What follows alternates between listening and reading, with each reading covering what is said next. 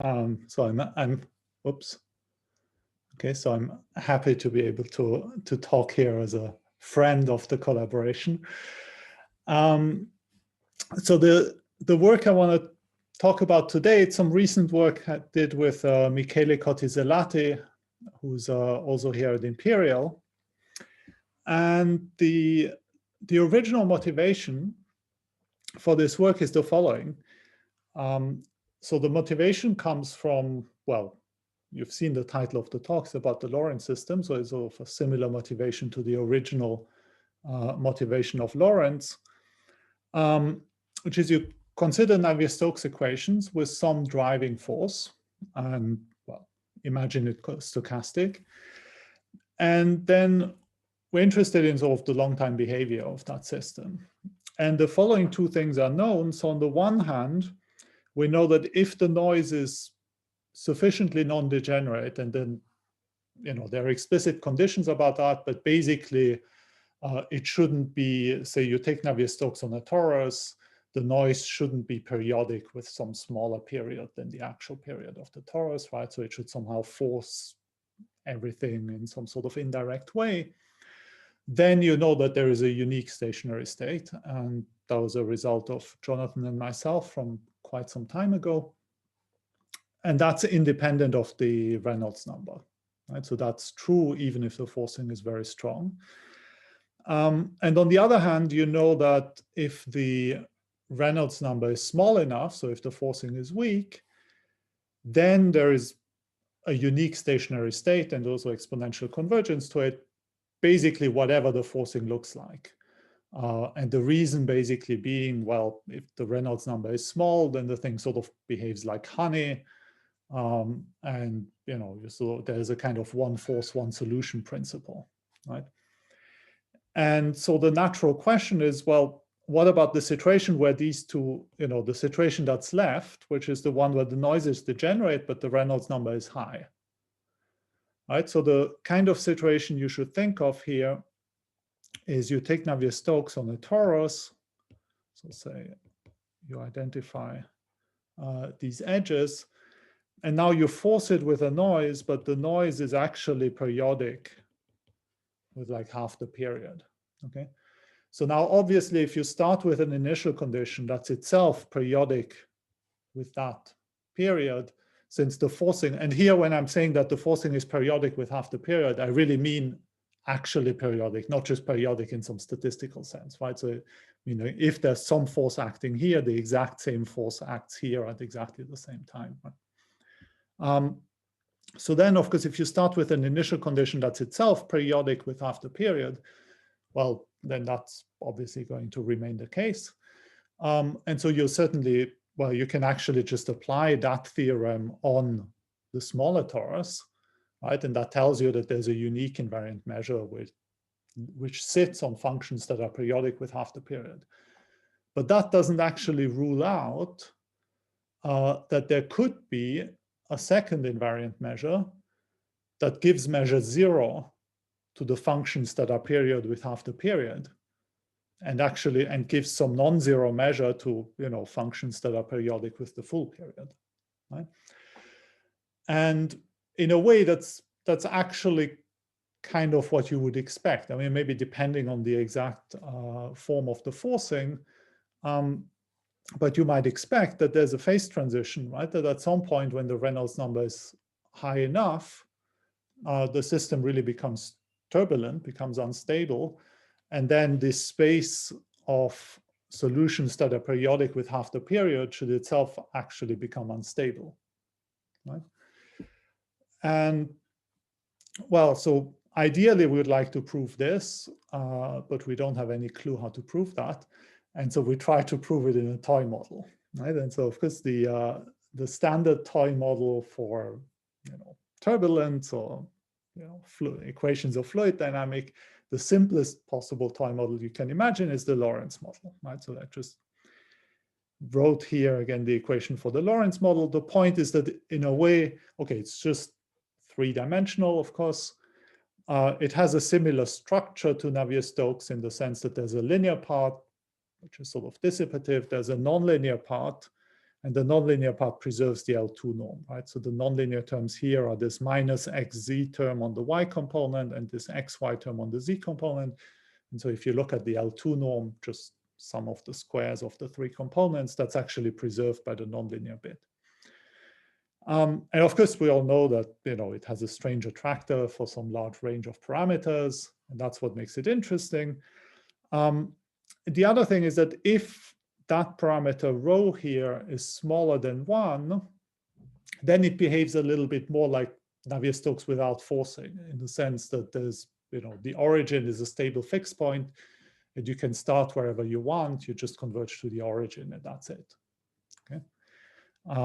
And the pictures that you always see, they are for larger values of rho. So the pictures that you always see on the web, they are for rho equal 28 or something like that, which is clearly not less than 1.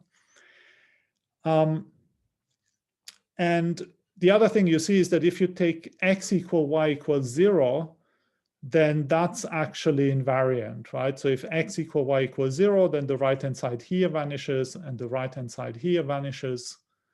And then this term vanishes as well, and the equation for z just becomes linear, right? So there's this vertical axis, which is always invariant, and it has sort of completely trivial dynamic there. It just goes to 0.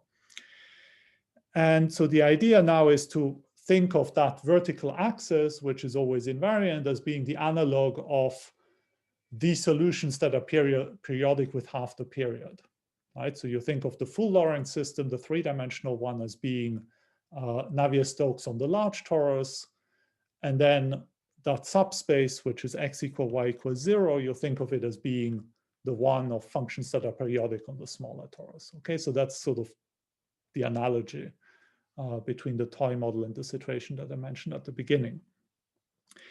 And so now the analogy, the analog thing to add in force that lives in some sense in functions that are periodic with half the period would be to just add some forcing to the z component, right? So now it's still the case, since the noise only acts on the z component, it's still the case that if I start on the z-axis, then I stay on the z-axis forever, right? And the process is just an Ornstein-Uhlenbeck process, so it's linear plus noise. And so you have an invariant measure there, which is just some Gaussian measure that lives on the z-axis. Okay? And the question now is, do you have more than one? Okay. And the theorem that we showed with Michele is that if rho is less than 1, so rho less than 1, remember that's the situation where the origin is globally stable. Then the situation that you have is that if the strength of the noise is small, then you have a unique invariant measure, and that invariant measure then necessarily lives on the z-axis, and so it's just Gaussian. Whereas if alpha is sufficiently large, then you actually have two ergodic invariant measures. Okay, so you still have that Gaussian invariant measure that lives on the z-axis, but then there exists a unique second invariant measure that lives on, the complement of the z-axis. It's actually fully supported on the complement, and we know that it decays at least algebraically as you approach the z-axis with some small exponent, but which is presumably not sharp at all. And here the rho less than 1, that's only a condition so that you actually have a transition. So if rho is bigger than 1, then, well, depending on the value of rho, then already for alpha very small, you actually have two invariant measures. Okay, so then in a way, it doesn't really depend on the intensity of the noise. The interesting situation is the one where the system is actually globally stable, but the noise sort of triggers the instability. And so here's actually a simulation. So that's for the same value of all the parameters in the Lorentz system, but two different strengths of the noise. Okay, so the parameters of the Lorentz system are the same for the blue trajectory and for the red trajectory here. Okay. And in both cases, they are with rho less than 1. So it's in the globally stable regime. And the red trajectory is the one where the noise is weak. So it's I think in that example, it's something like alpha equal 10, which somehow turns out to be still in the weak regime.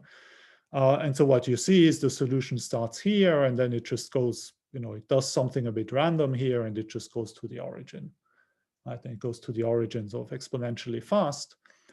Whereas the blue trajectory is the exact same parameters, the same realization of the noise, just multiplied by some factor, right? So the noise, instead of being multiplied by 10, it's multiplied by 30 or something like that. And same realization of the noise. What you see in the beginning, it actually more or less tracks the red trajectory. Then it sort of goes into the origin, it goes around, and then at some point it shoots off. And then it sort of goes around, and then it spirals back towards the origin, and then it sort of shoots off again, and then it sort of spirals back like this, and then it shoots off. It always shoots off sort of more or less along that axis, and then it sort of shoots off, and then it kind of spirals in, right? So that's the behavior that you actually see. And so what I want to explain in the talk is sort of explain that behavior and try to give you some idea of how to prove. Well, so the first part of the statement is quite easy, actually. I mean, the fact like this, you can imagine that this is basically just a perturbative sort of argument. That's not difficult to prove. The interesting case is that one. Right? So I'm only going to talk about that case. So the first thing to do, which is sort of convenient in order to get a slightly better intuition about how that system behaves, is here we just do a change of variables. So it's actually just an affine change of variables. But with that change of variables, the XY component now actually just looks like a damped harmonic oscillator, right? So the way you should think about that system and the way we analyze it is you should actually think of the Z component as being frozen, right? So think of the Z component as being frozen. So basically forget about what the Z component does. So now that's just a fixed number. And then what you see here is just a harmonic oscillator, right? So this bit is the harmonic oscillator, and this is just a friction term, right? So it's just a damped harmonic oscillator. Well, depending on whether Z is bigger than 2 or less than 2. Right? So what you see is that, well, if Z is between 1 and 2, then this is an overdamped harmonic oscillator. If Z is less than 1, it's underdamped. And if Z is bigger than 2, then, well, then this guy becomes positive, and so the whole thing becomes unstable. Right? And so what you see here, right, so this somehow explains, so this sort of explains already the dynamic that I just showed you in this simulation here, right? Because what actually happens is that you end up, when you spiral in,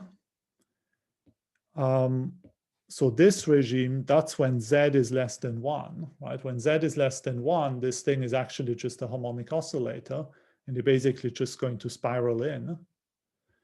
And then it sort of goes to the origin, but then Z keeps on moving. And at some point, Z becomes large, right? So what is it? It becomes bigger than 2, right? So at some point, Z becomes bigger than 2. And at that point, that thing becomes unstable. And while it's a two-dimensional system, there's one unstable eigenvalue, there's one stable eigenvalue. And sort of the unstable eigenvalue is basically always sort of a line, right? I mean, like the angle doesn't change very much as a function of Z. It sort of converges to a limit if Z is large. So that tells you why it always shoots off somehow in the same direction. Right? And then as long as the Z is positive, the thing is unstable and it kind of shoots off. But then at some point, the Z becomes negative again, and then it starts spiraling in. Right? So it's kind of, you think of this as basically the Z just performing essentially an OU process. If you ignore this nonlinear term, then the Z is basically an OU process. So it's sometimes positive, sometimes negative. And well, sometimes bigger than 2, sometimes less than 2. And when it's bigger than 2, the thing becomes unstable. When it's less than 2, it's stable. And then there's a balance between somehow the stable bits and the unstable bits.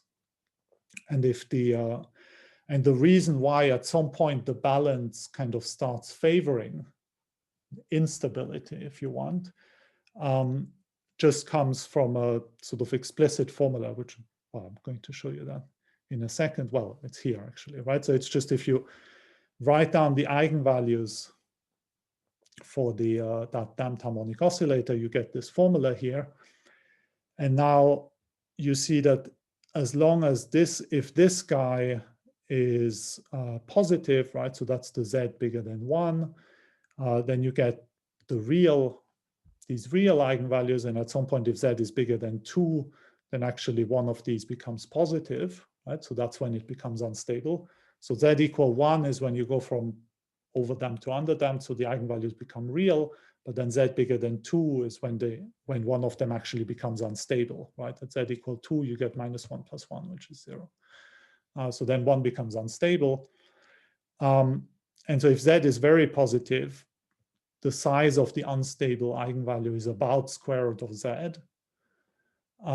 Whereas if Z is very negative, then this just becomes imaginary, right? And then the eigenvalue is sort of negative, but the real part is always just -1, right? So that means that when it spirals in, it always spirals in sort of at speed 1, or at rate 1. Whereas when it becomes unstable, it can become very unstable if Z is large, right? So it never becomes more stable than sort of coming in at speed 1, but it can go out very fast if Z is large. And that's so that's the intuition on why, if the noise is very strong, then Z spends most of its time in the large values, either large positive or large negative. It spends about the same time in large positive and in large negative values, but when it's large positive, it goes out very fast, it's very unstable. And when it's large negative, it's stable, but it's not terribly stable, right? It sort of just goes in at a fixed rate. Okay, and so the overall effect is that it's actually more unstable than it is stable. Okay.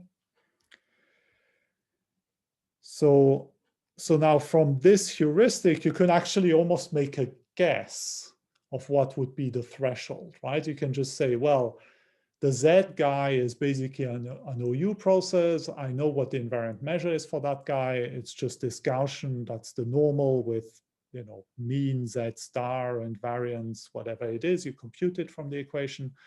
And so that's the invariant measure for the Z guy if I ignore the nonlinear bits.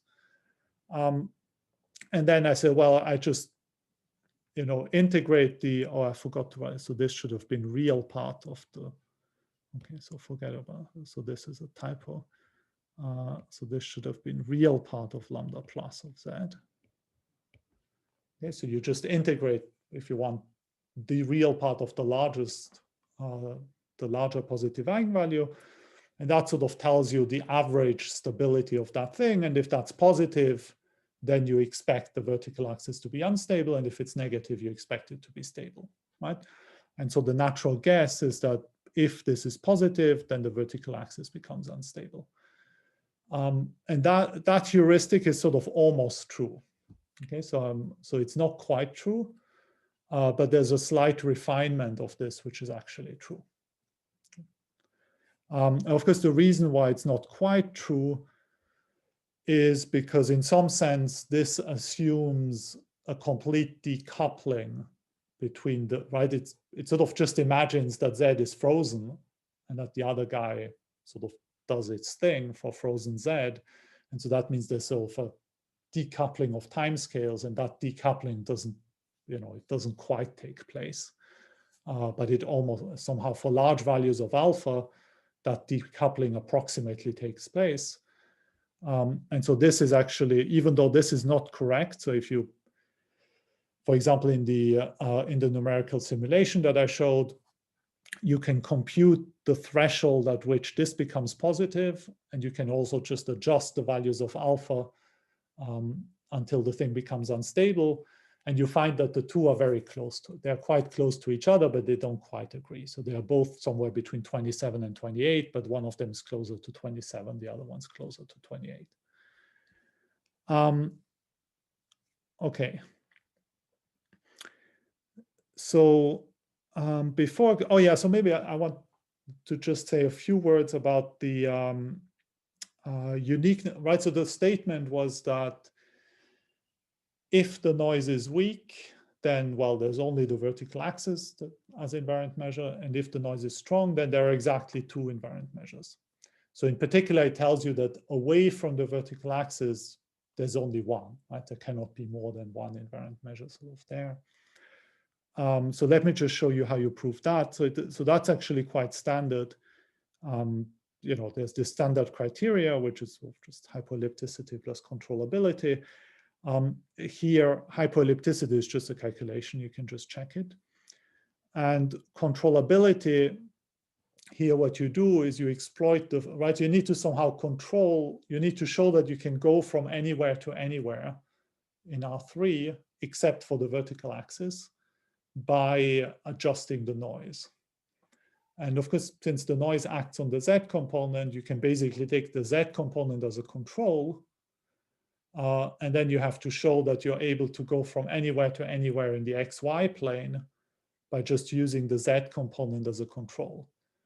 And what the Z component does, remember, it sort of changes in some sense the frequency of your, well, the damping, yeah, well, it changes the frequency of the damped harmonic oscillator. And so it's actually quite easy. Yes? I'm sorry to interrupt you, but maybe you can explain a little bit more what you mean by hyperellipticity. I'm not sure that everybody here, or even controllability, I'm not sure that all the people in the audience are know okay, what. sorry. Sorry. Fair enough. Yeah, so hyperellipticity, it basically tells you that the solution to the equation has a smooth density with respect to Lebesgue measure. So if I start, right, I have a stochastic system in R3, but the noise only acts on the Z component.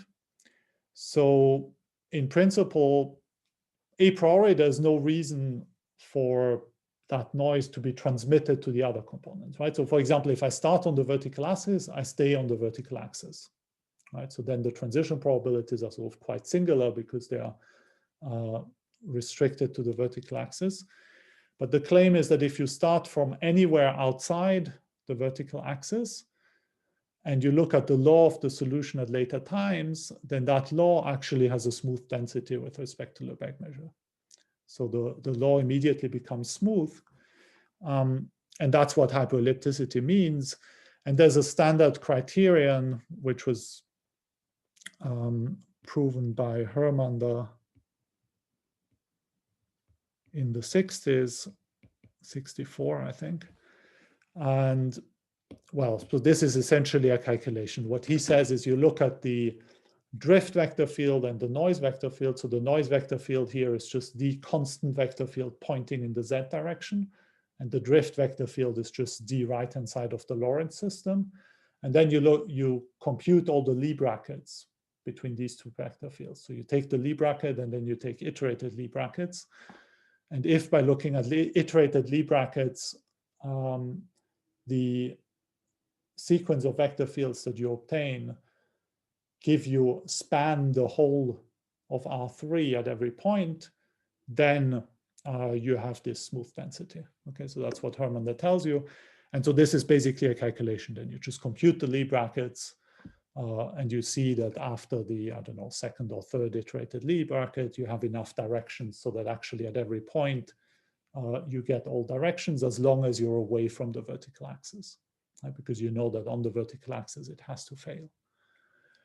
And controllability says that you want to be able to go from anywhere to anywhere, right? So that your state space doesn't kind of break up into two completely independent bits, which would be such that if you start in the first bit, you stay there. And if you start in the second bit, you stay there, right? So you want to avoid that.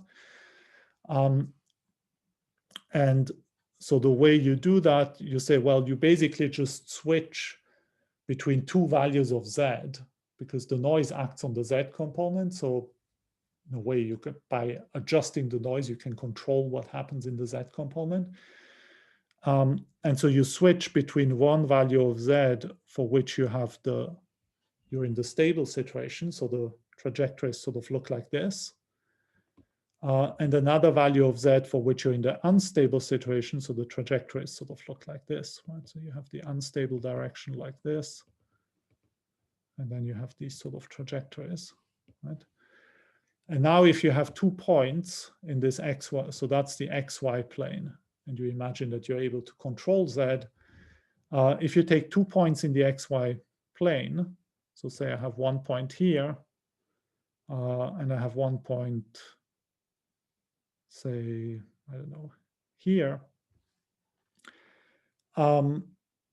then how do you guarantee that you can go from one to the other? Well, what you do is you just switch between these 2 values of z. So you say first you take the value of z for which the thing is stable.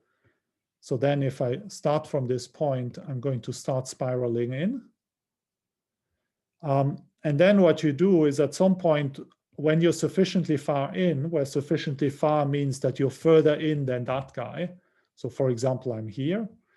Then you switch to the other one, which is unstable, and you switch to the other value once you're in the region where you're, so say you're here, you switch to the other value of z, so the system becomes unstable.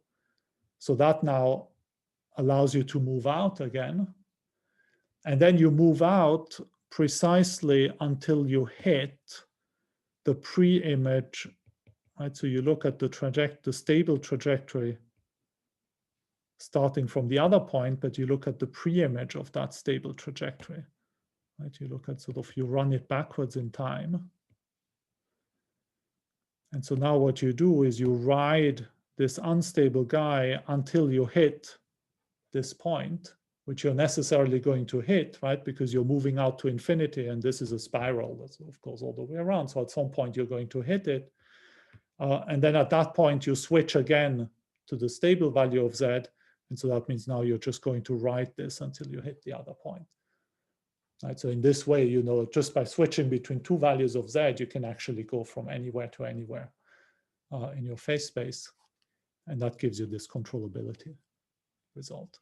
Right? So that then guarantees that things don't break up into different components somehow. So that's not very difficult to show. So that tells you that whatever happens outside of that vertical axis, you can have only 1 invariant measures, or there could be 0. Right? So it could be 1, but there could be 0. And then the question is just whether it is 0 or 1. Right. Okay, so now what you do is, it's kind of convenient to put yourself basically in polar coordinates, which we've already, right? So it's clear that already this reasoning is sort of, you see that polar coordinates are kind of quite natural, or at least the right type of polar coordinates. So here it turns out that this is sort of a good way of setting things up. If you rewrite the system in these coordinates, you find something like this, right? So you find that the angle, well, so I've sort of set it up so that at z equals 0, you end up with a very simple system where the angle just moves at speed 1, and r dot is also just -1, right? So that's, that shows you that you're sort of in this regime where you actually, the origin is actually stable. And then the equation for z is the same as before, and there are these nonlinear terms here. And so now you can make, in these coordinates, you can actually make precise sort of a variant of that heuristic calculation that I showed you earlier on. And so what you do is you write, right? So what you do is you ignore these nonlinear terms here in the equation for z. So the whole thing is still nonlinear because in the xy equation, there's still a nonlinear term, right? Which you kind of see here. These bits are nonlinear, but these bits, you ignore them. So you ignore that bit. And now you look at the theta z system. You see that the theta z system, if you ignore these bits, the theta z system decouples from r. Right? Of course, in reality, it doesn't completely decouple because this bit depends on r, but you just ignore it. And now this system, it's easy to show that this one has an invariant measure because theta just lives on the circle, and this guy is basically just an OU process, right? And so you have good compactness properties. And so you give that a name. So you don't have an explicit formula. So you know that the Z component has a Gaussian measure, as invariant measure, because it's just an OU process. But then the theta guy depends on Z, right? So if you actually look at the system, theta and Z together, that has some invariant measure of which you know that if you project onto the Z component, you get a Gaussian, which is explicit. But for the joint system, you don't have any explicit formula of what the invariant measure looks like. Okay, so you just give it a name. And then you average this quantity here with respect to the invariant measure, right? So you take the average value of basically of the right-hand side here for R with respect to that invariant measure. And then this is actually a theorem that this gives you the correct criterion. Okay, so if you take, so if the average value, right, so the average value of the right-hand side here is now -1 plus this quantity, which is called V alpha over 2. And so if this is positive on average, then the vertical axis is unstable. And if it's negative on average, then it's stable. Okay. And so this is sort of a refinement for, right? So the previous sort of heuristic that I gave you was to just compute the real part of the sort of largest eigenvalue of the linearized system and integrate that just over the invariant measure for the Z guy. So here you have a refined version of this where you actually have to look at this system of two equations, and then you have to average the right-hand side of the equation for R with respect to the invariant measure for that system. And then the theorem is that we can actually, even though we don't have an explicit form for that invariant measure, we can kind of estimate how this V alpha behaves in both limiting regimes. Right? So we can estimate how it behaves for very large values of alpha, and we can estimate how it behaves for very small values of alpha. Right? So for very small values of alpha, you basically just get, you know, that was the bit that came from somehow the real part of the eigenvalue for the harmonic oscillator. So that's just this sort of perturbation argument that I mentioned at the beginning. So that's kind of clear that you would get this. And we have an explicit error estimate. And for large values of alpha, you get a behavior which goes in square root of alpha, okay, which in particular, then at some point, it has to be positive. Right? So it goes like square root of alpha plus an error that, well, the bound we get is alpha to the 1/3. It's clearly not sharp. So there should be, it should be much better than that. But, right, so from this, we see that if the situation where rho is less than 1 is the one where this quantity is actually less than 2, and then that means that if alpha is small enough, well, it converges to this, which is less than 2, and so you're stable. Whereas if alpha is large enough, then you have this behavior here, which at some point is guaranteed to become positive or bigger than 2, and therefore the vertical axis becomes unstable. Okay. So now, how much time do I have? Okay, so I still have about 20 minutes. Okay, so let me try to show you. So first, how do you actually make this heuristic precise? So how do you prove this kind of proposition? So what you want to do is you want to build, right? So you want to build a Lyapunov function V such that V goes to infinity as, say, x squared plus y squared goes to 0. And the Lyapunov function, meaning that, say, the generator of your system applied to V is smaller than some constant times V minus some other constant. Okay, so that guarantee, and V, and you want V to be positive, say. And it should also go to infinity as, say, the whole thing goes to infinity. So x squared plus y squared plus z squared goes to infinity.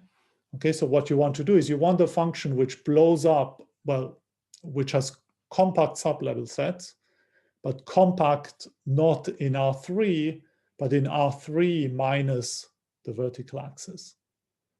Right, so it should not only go to infinity when you go out to infinity, but it should also go to infinity as you approach the vertical axis. And if you can, of course, it's easy to figure out, to find such functions, but you want such a function which furthermore has the property that if you apply the generator of your system to your function, then on average it should decrease. Oh yeah, so maybe here, oh yeah, this was in terms of the generator, so I should have written it differently. Here it's good enough. Let me write it the other way around. Right, and the point is that the C should be a positive constant as well. Okay, so you want that if you apply the generator to your function, then at least in those regions where the function is large, you get something very negative on the right-hand side. So that means that on average, that function decreases along trajectories. And that would mean that you are sort of repelled from the origin, right? So now, of course, well, so there are two bits, right? So you want to go to zero sort of as you approach the vertical axis. There's also the behavior at infinity. The behavior at infinity is very easy to control, right? Because after all, it's a Lorentz system. So at infinity, there's sort of this linear stability, and the nonlinear part sort of preserves the L2 norm. So it's quite easy to control the behavior at infinity. So I'm going to ignore that. The bit which is difficult to control is what happens when you get close to the vertical axis. And so what one would like to do, right, so like the easiest guess, say, would be to take something like V, which would be, say, x squared plus y squared to the power minus kappa. Right? So that would be the simplest example of a function that blows up as x and y go to zero. The problem, of course, is if you apply the generator to this function here, well, you just get some big mess, right? And it's not at all, it just doesn't satisfy a bound like this. So that's not good. But you can try, so first, remember we've written our systems all in polar coordinates. So what you can do is you can do the analog in these polar coordinates. So you would like to basically take e to the minus kappa r. But then if you apply the generator to this, so L applied to e to the minus kappa r, what you get is, well, you know, r was just following some deterministic system, right? So you had r dot equal to -1 plus z over 2 sine 2 theta in my polar coordinates. So if you apply the generator to this, it basically just means differentiate this quantity. And so, you know, what you're going to get is just e to the minus kappa r. Well, there's going to be a minus kappa, and then there's going to be a, well, -1 plus z over 2 sine 2 theta, right? And of course, this is not good because this term here doesn't have a sign, right? And so it's not going to give you any sort of bound like that. And so what you would really like to do is you would like to adjust this function in such a way that this quantity here essentially gets replaced by its average, right? That's somehow what you would like to do. And so in order to do that, the idea is you just correct this naive choice of Lyapunov function. Right? So you correct this naive choice of Lyapunov function by a term which has the property that it doesn't really affect the behavior of this function, but it has the effect that it essentially replaces the right-hand side here by its average. Okay. And so in order to do that, what you do is you write L0, say for the generator of, remember, so that's just the two components, right? So z dot equal to minus gamma z minus z star plus alpha noise. Right, so here I've ignored now the nonlinear terms in the right-hand side for z, and I've also ignored the equation for r. And I solve L0g is equal to V alpha minus z sine 2 theta. Okay, so you can show that the fact that I put here V alpha, that's precisely the solvability condition for this equation. Okay, so this equation is only solvable because this guy has somehow 0 in its spectrum. So you know that if you hit the left-hand side with the invariant measure for this system, you get 0. And so you can only hope to be able to solve this if the right-hand side gives you 0 when you hit it against the invariant measure.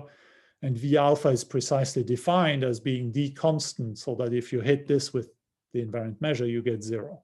Right? So V alpha is defined to be the constant for which this guy is solvable.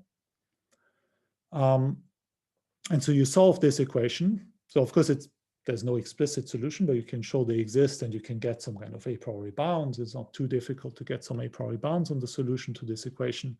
You know that solutions are smooth and everything, even though that guy is not elliptic. And then what you do is you choose for V something which is, instead of being e to the minus kappa r, you take e to the minus kappa r times 1 minus 2 kappa g. And now what happens if you apply L to V? Well, there's on the one hand, there's basically the same thing happening as before. So you get your e to the minus kappa r times 1 minus 2 kappa g times, and there's this term here, sort of minus 1 plus z over 2 sine 2 theta. But you get another term, which is a minus 2 kappa e to the minus kappa r, and the full generator applied to g. And then there are some, there's a whole bunch of additional terms that you get. And now, here there's a minus kappa also. And now this was designed, right? So LG was designed to be such that now this term basically cancels out this part of this expression and essentially just replaces this by a constant. Right? So there's this constant here which doesn't cancel out, so you just get this constant on the right-hand side. And then there's a whole bunch of additional terms remaining, and you have to kind of show that those are small. But one can show that then, once you've done that, those additional terms, they're kind of subdominant. So all the remaining terms, you can basically be treated as some kind of nuisances that can be, they can essentially be put into this constant that you're allowed to have here. Okay, so in this way, This allows you to essentially obtain some bound along the lines of LV is equal to minus some constant times, well, this guy basically behaves like V itself, and then plus a whole bunch of error terms that can be estimated. And then one can just, if one does the calculation sort of carefully, one can kind of see that this works.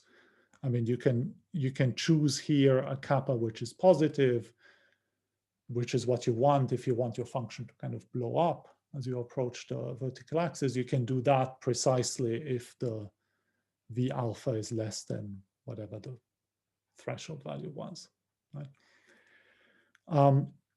So that's the argument that allows you to give a sort of, to make that heuristic kind of precise. And then you still need to show, right? You still need to estimate V alpha now. And the problem with estimating V alpha is that, you know, it's an average of a quantity against some invariant measure, and you have very little information of that invariant measure. So you have all the information you want on one of its marginals. So you know that the Z marginal is just a Gaussian, which is explicit, but you have no idea of how the Z marginal, of how the Z and the theta components are correlated. Right? So that's somehow quite, you don't have, since you don't have an explicit formula, it's not of gradient type or anything. It's sort of notoriously difficult to extract information about these invariant measures. And so now you want to get an estimate of this, you know, integral of Z times sine 2 theta against that invariant measure. And so in particular, the tricky bit is the fact that the function you're integrating depends on theta, right? So if the function were only a function of Z, then you're done. And so what you would like to do is you would like to estimate, right? So what you want to show,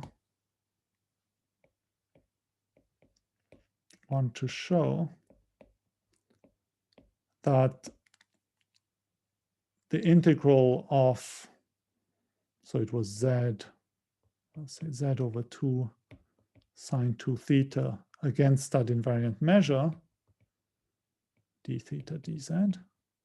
So you want to show that this is actually approximate. So the claim is that this is approximately equal to the integral of square root of Z against exactly the same invariant measure.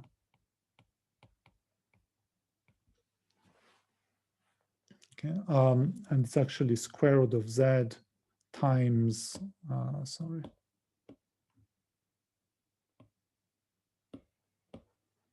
times indicator function for Z positive.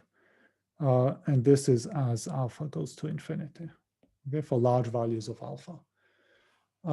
Now, if you can show that, then you're done, right? Because this, now here you're integrating a function of Z, and so you're just integrating it against the Gaussian measure.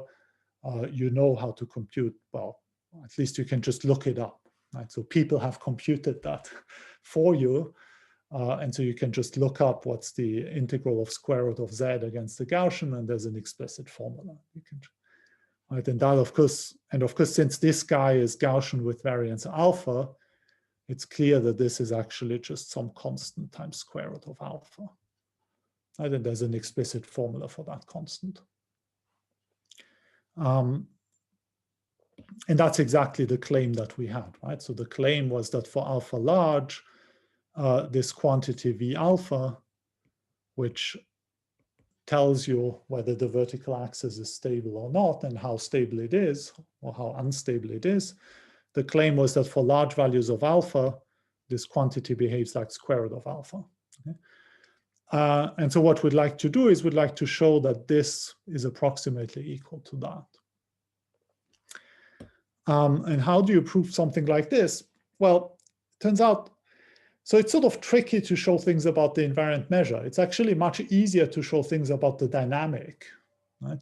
And so you would want to actually show that as you follow the dynamic of that thing, if you average this quantity along chunks of trajectories of the dynamic, if these chunks are long enough, then that actually behaves very much like averaging this function against chunks of trajectory of the dynamic. And that's actually much easier to show than trying to extract information directly out of the invariant measure. And the trick is that you can actually extract then, if you know how to estimate things along the dynamic, then it's actually not too difficult to extract information out of that for the invariant measure by using the following trick. So what you do is you do a decomposition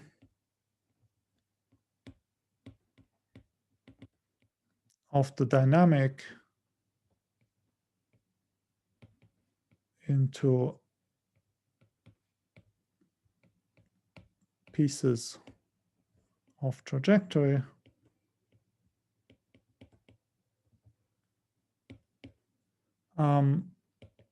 via some stopping times.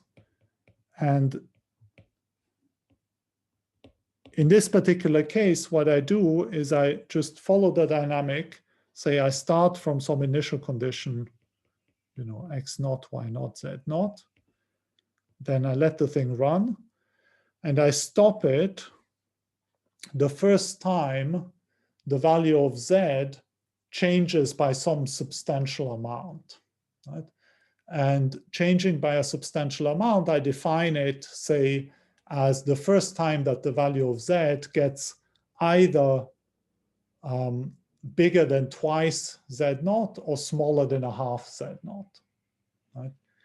So here, first time is either z bigger than, say, 2 z naught, or say z naught is positive. Z smaller than a half z naught. Okay, also put values, absolute values here. Okay, so you just sort of take an infinite trajectory. So you take an infinite piece of solution, and now you just chop it into pieces. And for every piece, you look at the starting, at the value of z at the starting point of your piece. And then you say the length of my piece is, well, I just go as far as I need to go so that the value gets at least twice as big or half as small. And then, well, this is, of course, then the pieces would get very short when the values are very small. But this is really only interesting for large values. So say if z is, say, smaller than 1, then you just wait until you're either bigger than 2 or smaller than -1, say, or something like that, right? So sort of like around 0, you don't use that rule, but you use, some ad hoc different rule that just tells you to take trajectories of size at least 1 or something. Okay, but basically you just chop your trajectory into these pieces of trajectory. And now you can view this as a Markov chain on pieces of trajectory. Okay, where your transition probability is, well, take one piece of trajectory, and then the transition probability is just, well, look at the law of the next piece, given the previous piece. And well, the previous piece, the only thing I need to know is the endpoint, actually, but I can forget about that. Okay, so you can actually view this as a Markov chain on pieces of trajectories. And if you have any function of your state space, right? So if you have a function f that goes from R3 to R, you can turn it into a function f hat from sort of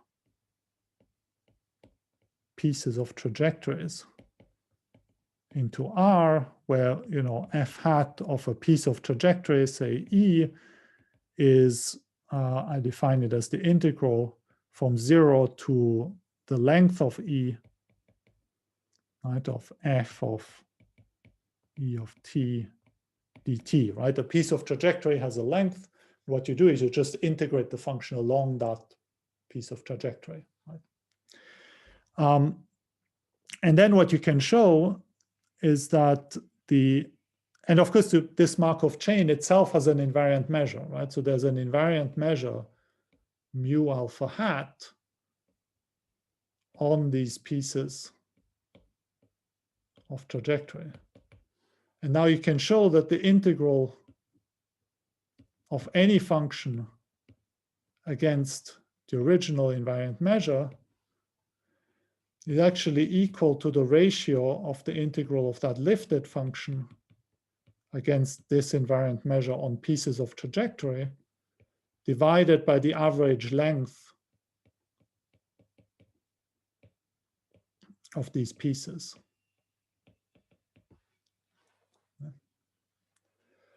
And so now you see you've somehow turned, so this has a much more dynamical flavor than that, right? So in this way, you can essentially extract this sort of static information about the invariant measure out of somehow much more dynamical kind of information.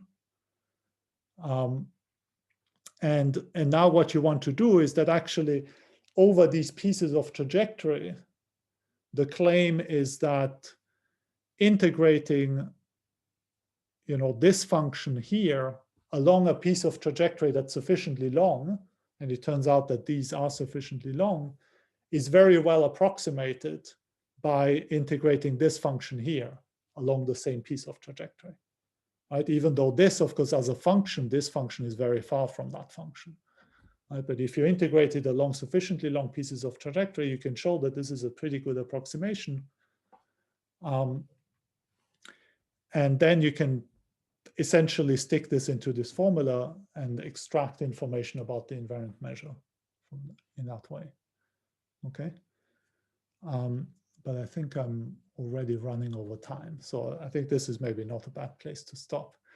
Well, thank you very much for your attention. Thank you very much, Martin, for this very nice lecture. So I think we can still take a bit of time for questions. So there is already one in the chat. So can one relate the construction of following the dynamics on trajectories to a time-dependent change of variables on the original system? Time-dependent change of variables.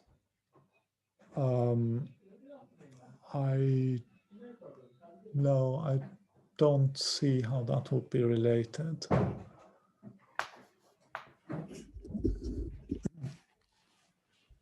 Okay, if there are other questions, you can raise your hand or just open your microphone and ask your question. Maybe I have two questions. So one is about, say, a more technical question. So in the third question on Z, you said that you removed the nonlinear terms, but actually if you are in the unstable case, probably this term can be very large, right? They become, right, they would become large, right? But then that's when you're already away in some sense from this vertical axis. Yes. And then, right, so in reality, of course, right, so here I cheated, right? I mean, in the sense that I don't actually take this as my Lyapunov function, right? I take something which is this plus something that gives global control on the equation, right? So somewhere I need global control. And for this, I actually just use the original formulation of the problem, right? Where you somehow, you have the linear part, which is coercive, and then you have a nonlinearity, which is sort of norm preserving. And so you basically take just some kind of exponential of the total norm or something like that, right? Which sort of controls the large scale behavior. Okay, and I have actually two other questions. So one is about the invariant measure that you find in the end. So when we look at the trajectory, we see that all the trajectories, they regularly come back to the origin, to the vertical axis. And so can you say that there is a kind of singularity close to this axis, or can you say something about this measure? Right, yes. So what we can say, right, so the one thing that we essentially can extract out of this is that, well, basically this function is integrable with respect to the measure, right? So we know that at least some small inverse power of the distance from the vertical axis is integrable. And we expect, so we have sort of estimates on that exponent. And in general, we expect that exponent to really, I mean, the estimates go to 0 as you approach, if you want, the critical value of alpha.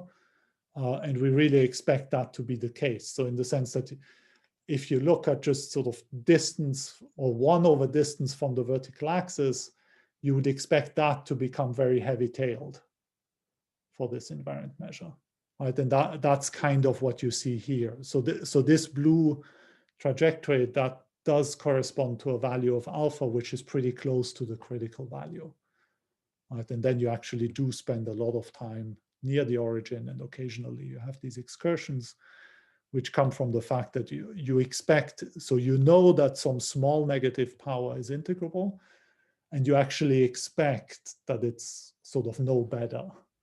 But we don't have a proof of that. But I think,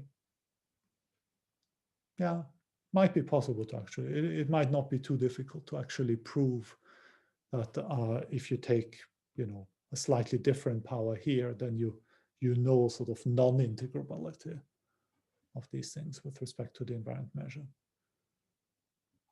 And then there is a question by Ruska Flisch, and I guess it's a very natural question, especially because you start with the motivation with the Navier-Stokes equation. So how much of this can be extended to system other than Lorentz, and especially to the Navier-Stokes?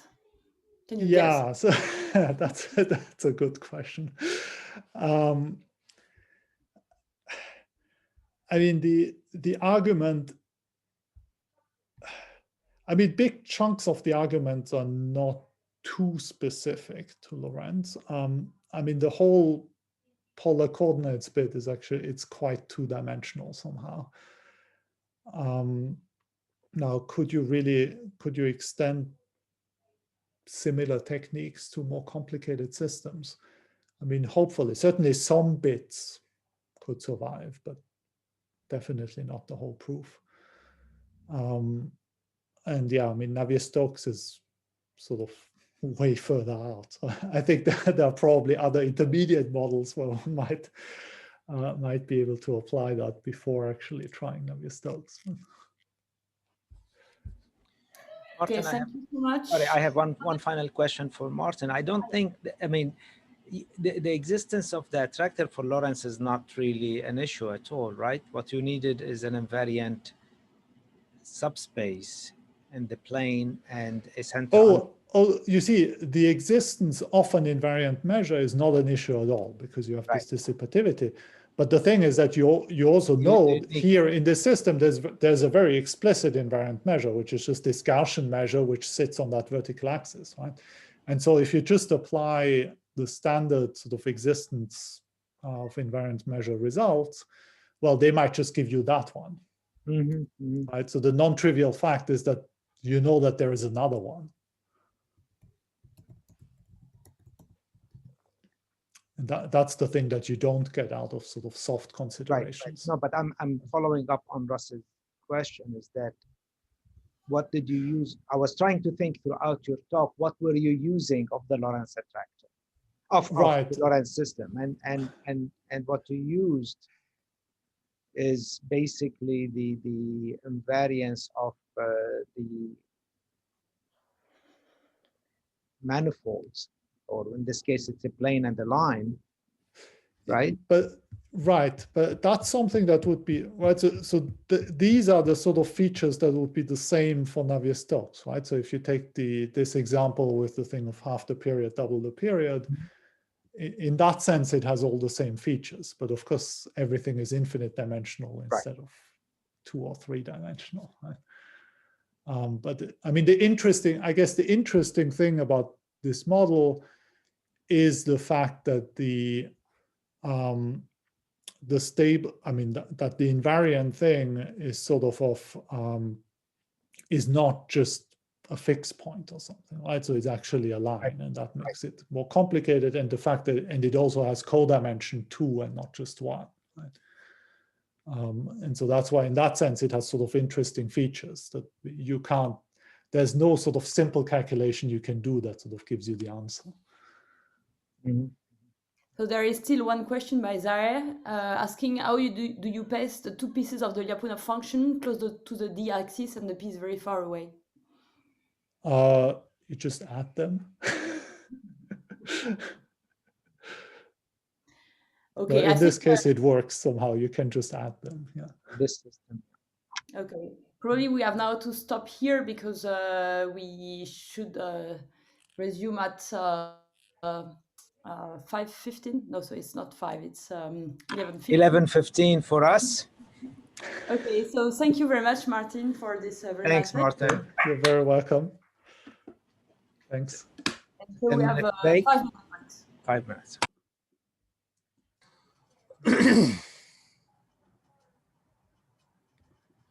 Pause.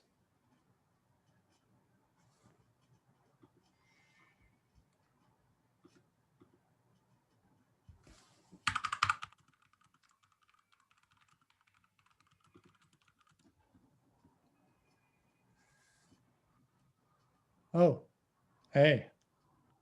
Hey, how are you? Good. Hey, Jonathan. So Russ and I just sent you an email, Mark. You have A long overdue one. So Russ, Sorry? I'll Say answer again? your question. What? Oh, I just was remarking that you look like you have a COVID haircut. Me? Yeah, a COVID non-haircut. Oh, Right. yeah. Yeah.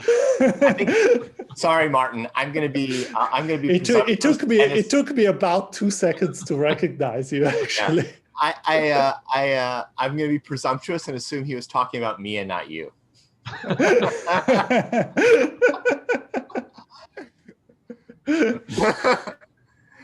Russ, you asked about when I said it was the 2D nature of the problem that he was using. I meant in building the Lyapunov function, and Martin will correct me if he's wrong. Building the Lyapunov function. Because he's solving an averaging problem on the rotation around the circle, right?